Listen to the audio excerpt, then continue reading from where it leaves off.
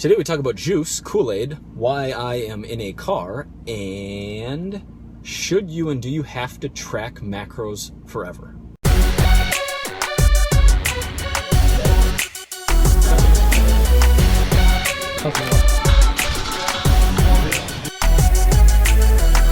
Hello everybody, welcome to Equals and Alternatives, episode 71. I'm your host, Mike Vacanti, and today we are in a rental car sitting in a parking lot behind a Starbucks in the suburbs of New Jersey. I'm about to drive back to New York, and I wanted to film this episode. I picked this stuff up from Walmart. 200 calories of liquid goodness, all natural Snapple apple, made from the best stuff on earth, gluten-free. Like, I was shocked that 10 of these, I was shocked that these are 20 calories a piece. And the reason that they are, which I found out after reading them, there's 5 grams of sugar in each of these Kool-Aid bottles. But there's also a little bit of sucralose, which is the artificial sweetener used in Splenda. So that's how they get away with only having 5 grams of sugar, but having these taste really good. If you've watched the show before, you know that juice is like 99% of the time just sugar and water. It is equivalent from a weight gain, weight loss perspective, and basically from a health perspective to soda.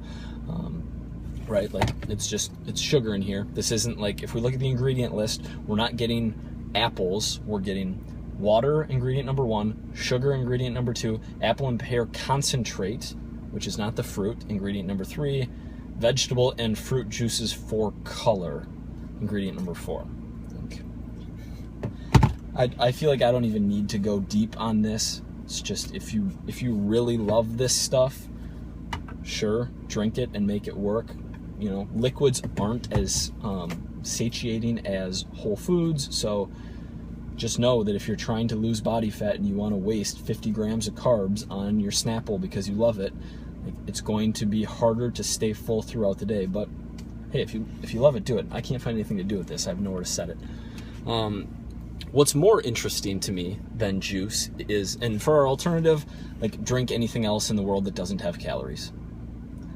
Coffee, green tea. We'll call green tea the alternative today. Hot.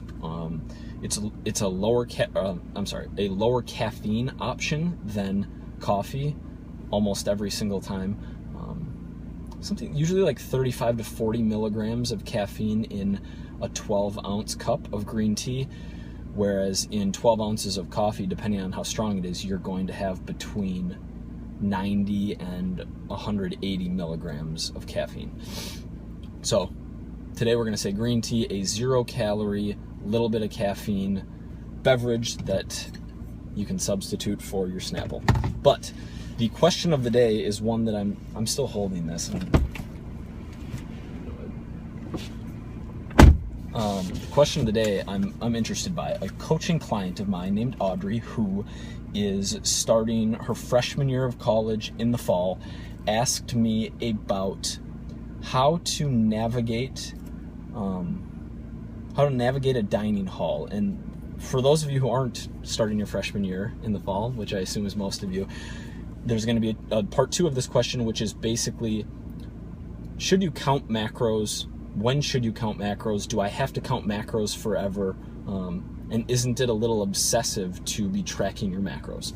So first, for Audrey, I do not think that it makes sense for you to bring a food scale down into the dining hall and like weigh everything and be super accurate. I think that even though you're going to be eating a majority of your meals there, I think that it makes sense to estimate your intake. And this is purely from, like, this is mostly from a social point of view. Like, I understand the hater's going to hate, like, fuck what other people think, I'm doing my thing, I'm doing my fitness thing, and I'm going to weigh my stuff. But in that environment, I am afraid of, like, it's a new atmosphere.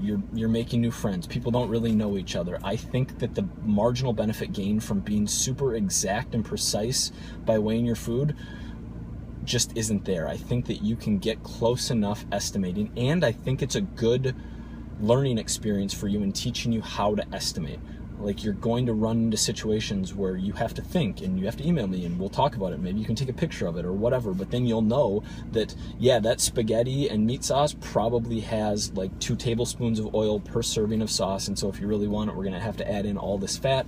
Otherwise, you can just have the noodles with a little bit of this on the side. Like, that's an example that once you know and once you have a pretty solid understanding on how to estimate, we're gonna be able to go forward with that, and that's just like in your brain, and you have that forever.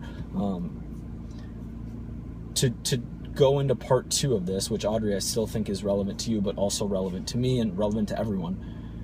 The point of tracking your macronutrients is primarily, unless you're doing a bodybuilding competition or you have a very specific goal, or you're already very lean and you want to get leaner and you need to take it to the next level. For most of my clients, most people who I recommend tracking to, it is because it will teach you more about food and how to manipulate your body composition, build muscle, lose fat, whatever you want to do, better than anything else in a very, very short period of time. That's why I recommend counting. I do not recommend counting for life. I personally don't weigh everything I eat, and there are many days where I don't even log.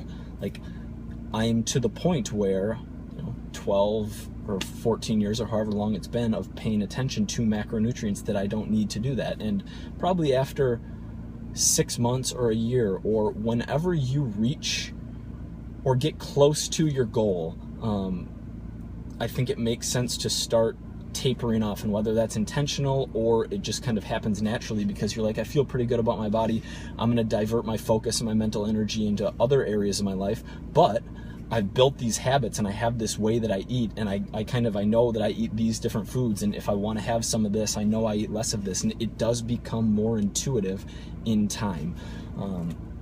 So should you track your macros forever? No, I don't.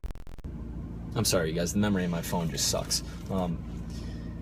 Should you count macros forever? No, I don't think that you need to. I don't think it makes sense to. I don't think that the difference between tracking anally versus tracking once in a while and eating relatively intuitively and just like eyeballing things, the difference in value there, once you get pretty good, just doesn't exist compared to the cost, and the cost meaning the mental energy and work required to track all the time.